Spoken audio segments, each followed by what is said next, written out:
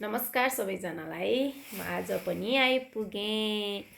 हामीले नेपाली भाषामा यस्तो गर्न सजिलो छ, उस्तो गर्न सजिलो छ, भन्न सजिलो छ, खान सजिलो छ भनेर भन्छौँ, तर त्यसलाई अङ्ग्रेजीमा कसरी भन्ने?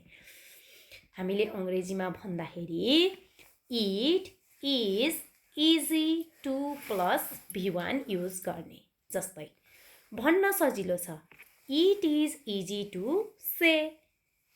खान सजिलो छ, it is easy to eat. गर्न सजिलो छ, it is easy to do. यसरी प्रयोग गर्छौँ। त्यसलाई चाहिँ नेगेटिभ बनाउनको लागि चाहिँ कसरी भन्ने त?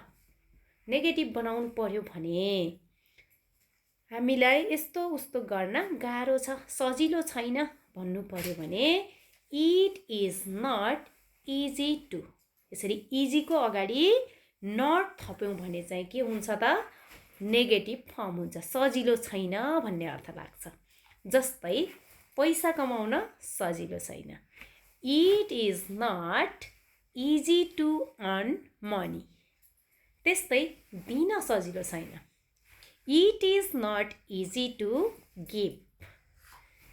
अङ्ग्रेजी बोल्न सजिलो छैन, it is not easy to speak English.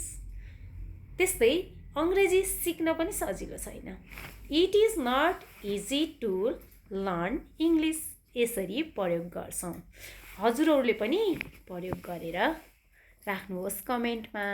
हस्, थ्याङ्क यू, बाई बाई।